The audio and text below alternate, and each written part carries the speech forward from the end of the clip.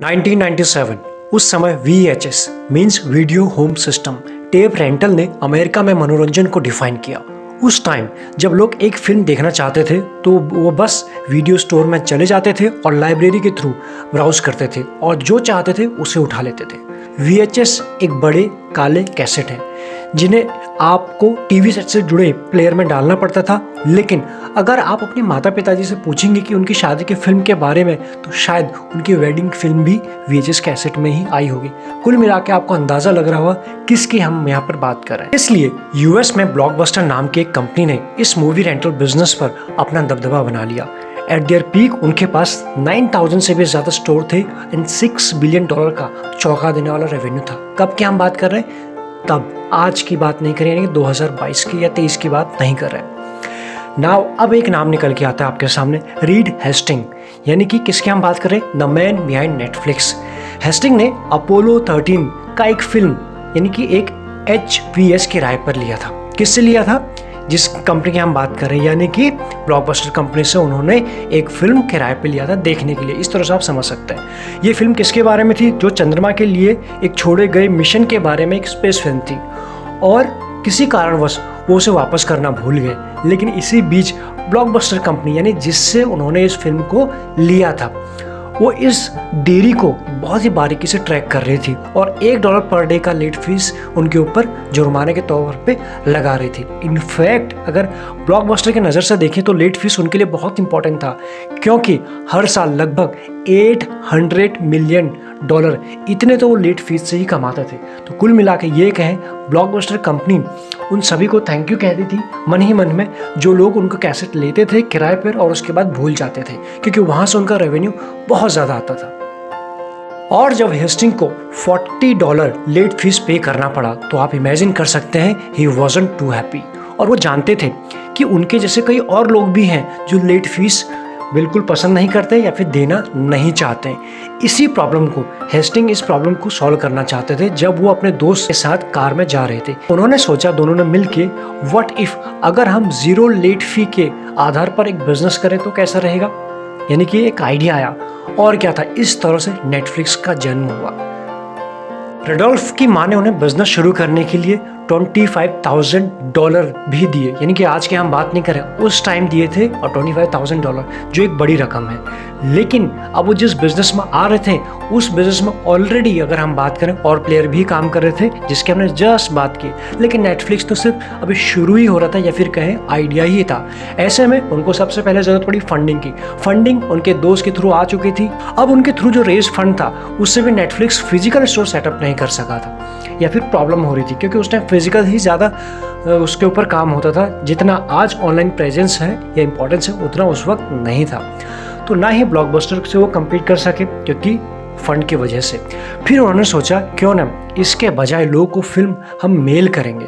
But VHS tape लोगों को भेजना और कठिन था क्योंकि वो बड़े थे, साइज में बड़े थे और मेल करने में बहुत ज़्यादा खर्च भी हो रहा था। अब ऐसे में सवाल आता है, what was the alternative?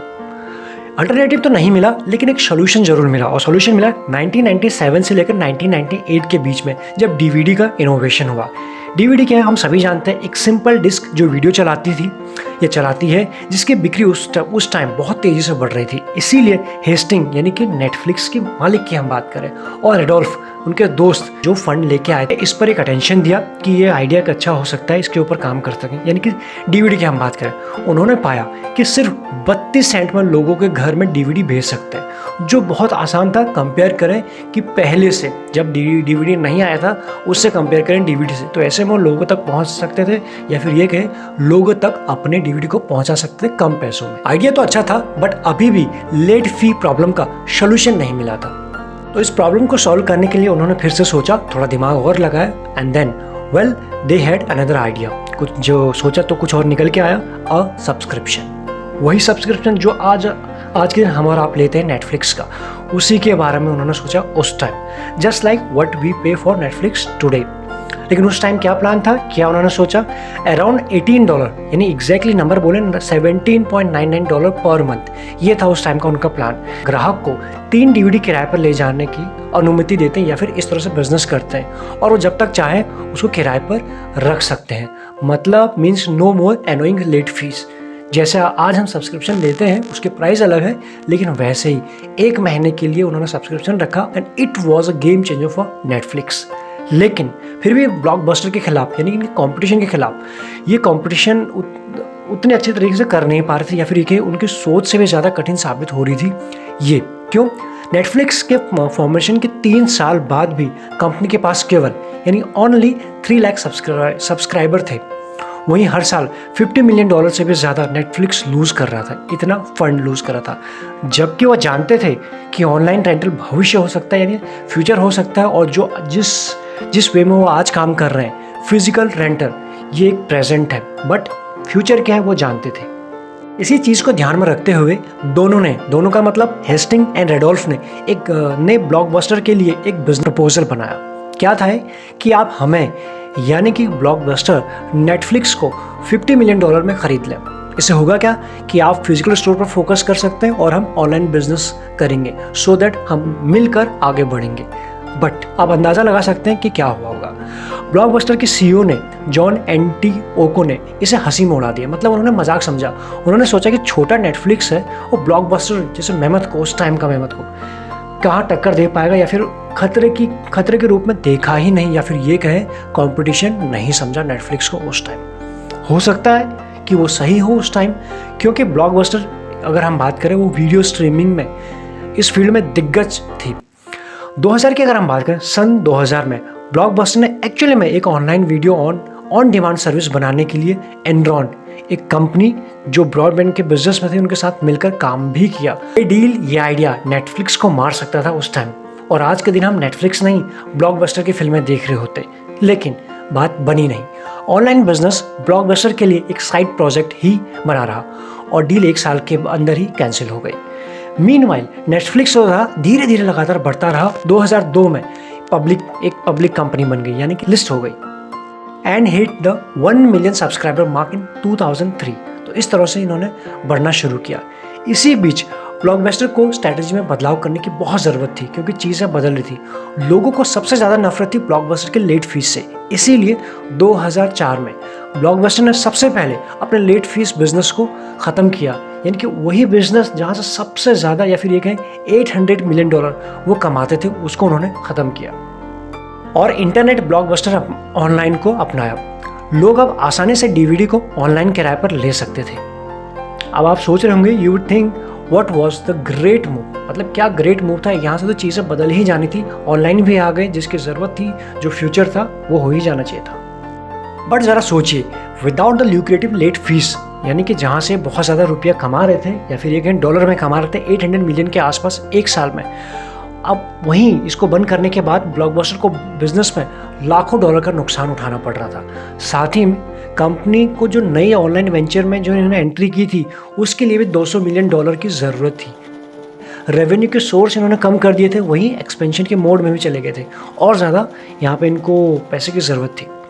Company के मालिक की अगर हम बात करें या फिर मीडिया दिग्गज वाईकॉम की बात करें, हार्ट मूव लगा ही नहीं या फिर उनको समझ में नहीं आया और इसी के चलते उन्होंने अपने शेयर बेच दिए। फिर बिजनेस को प्रॉफिटेबल बनाने के लिए 2006 में ब्लॉकबस्टर ने एक स्कीम शुरू की। स्कीम क्या थी कि ऑनलाइन ग्राहक ब्लॉकबस्टर के स्टोर पे यानी फिजिकल स्टोर पर जाकर मुफ्त में DVD को एक्सचेंज करा सकते हैं।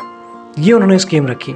कंपनी के पास लगभग 9000 प्लस स्टोर थी यानी फिजिकल स्टोर थी। तो कुल मिला के, और वहीं अगर हम बात करें 90% अमेरिका जो है अमेरिकी इन्हीं दुकानों के आसपास रहते। क्यों? क्योंकि मैक्सिमम जगह इनकी प्रेजेंस बनी हुई थी।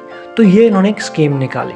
शुरू में इस स्कीम ने काम भी किया and Netflix actually lost subscriber to Blockbuster, लेकिन ये घाटे में चलने वाला आइडिया था। कैसे? Each time a DVD was exchange at the store, Blockbuster को $2 का लॉस हो रहा था। मतलब जब भी स्टोर पर DVD का एक्सचेंज होता था तो ब्लॉकबस्टर को $2 का नुकसान हो रहा था उस टाइम। एक प्रॉब्लम तो इनकी ये हुई। नेक्स्ट प्रॉब्लम की बात करें, इन्वेस्टर प्रेशर, यानी कि इन्वेस्टर का भी तो प्रेशर रहता है किसी भी कंपनी के ऊपर। ब्लॉकबस्टर स्टार्टअप तो थी नहीं, it was a legacy business उनके लिए, बहुत टाइम से चला रहे थे, एक दिग्गज थे इस बिजनेस में। तो फिजिकल स्टोर के एक्सपेंशन के लिए कंपनी ने बहुत पैसा उधार लिया था। एंड रिमेंबर, हमने अभी कहा कि वाईकॉम ने अपने शेयर बेच दिए थे, तो ये शेयर किसने उठाए? हेज फंड के द्वारा उठाए गए थे। थोड़ा डीपली और समझे तो वॉल स्ट्रीट के अरबपति और एक्टिविस्ट निवेशक कार्ल ईकन ने ब्लॉकबस्टर का 10% हिस्सा लिया। मतलब जहां पर प्रमोटर और बाकी लोग बेच रहे थे वहां पर ये खरीद रहे थे। क्यों? वो बदलाव लाना चाहते थे। उन्होंने कहा कि ऑनलाइन जाना बेवकूफ़ी का काम है। वो चाहते थे कि ब्लॉकबस्टर अपने पुराने, यानी कि जो लेट फीस ले रहे थे उस बिजनेस में वापस आए। He wanted the revenue to pay off its massive debt and boost the share price. Plus साथ ही वो ये भी चाहते थे कि जो उनका रेवेन्यू है उस रेवेन्यू से पहले अपने डेट को क्लियर करें एंड शेयर प्राइस को थोड़ा बूस्ट करें, ऊपर लेके जाएं। इस तरह से उनका प्लान था। कि ये स्ट्रैटेजी ने काम किया? बिल्कुल नहीं किया। अगर काम किया होता तो आज के दिन हम और आप इस चीज़ को अच्छी तरीके से जान रहे होते, या फिर ब्लॉकबस्टर पर हम अपनी फिल्में देख रहे होते। लेकिन फिर क्या हुआ? 2008 का क्राइसिस है, यानी 2008 के फाइनेंशियल क्राइसिस के दौरान ब्लॉकबस्टर ने अपने कर्ज में, ऑलरेडी कर्ज में थे, ये अपने कर्ज के नीचे ही कुचले गए, या फिर ये कहीं उसमें दब गए, और इसे न्यूयॉर्क स्टॉक एक्सचेंज से हटा दिया गया था। इवेंचुअली क्या हुआ? 2010 में कंप्लीट दिवालिया घोषित कर दिया गया था। तो आप समझ रहे होंगे कि ब्लॉकबस्टर को नेटफ्लिक्स ने किल नहीं किया, ये खुद ही अपने डेट के वजह से, या फिर ये कहें इसको डेट, इनके डेट ने किल किया। और डेट इन्होंने क्यों लिया था? फास्ट ग्रोथ के लिए। तो जब भी कोई वीडियो लेके आते हैं शेयर मार्केट का, तो डेफिनेटली आपके साथ या फिर बहुत स्ट्रेस के साथ फोकस करते हैं, हाईलाइट करते हैं कि इस कंपनी के ऊपर इतना डेट है। इसलिए आप थोड़ा देख लीजिए जो भी आपका नज़रिया है, long term, mid term, very long term, या फिर इन्वेस्टर। नेटफ्लिक्स ने जिस तरह से शुरुआत की थी मंथली सब्सक्रिप्शन से, वो आज भी है। जी हाँ, इन सब के बाद इंटरेस्टिंग पॉइंट यही है कि नेटफ्लिक्स के पास अभी भी डीवीडी सब्सक्रिप्शन मॉडल है। और सुनिए, ये बिजनेस मॉडल, इसी बिजनेस मॉडल से नेटफ्लिक्स ने 2021 में, यानी कि 2 साल पुरानी बात कर रहे हैं, $182 मिलियन कमाए थे। मतलब ऑनलाइन जो सब्सक्रिप्शन में हम ले रहे हैं वो तो हम ले ही रहे हैं, लेकिन जो इनकी जड़ थी ना, अगर ऐसे समझे तो उसी मॉडल की हम बात करें, वो आज भी एग्जिस्ट करता है। एंड उसके थ्रू इन्होंने इतने, यानी $182 मिलियन कमाए थे 2021 में। तो इस तरीके से ब्लॉकबस्टर का हुआ एंड, दिवाला निकला, नेटफ्लिक्स की हुई दिवाली। इस वीडियो में इतना ही। नेक्स्ट केस स्टडी के लिए आप चैनल को सब्सक्राइब करना न भूलिएगा। Thank you so much.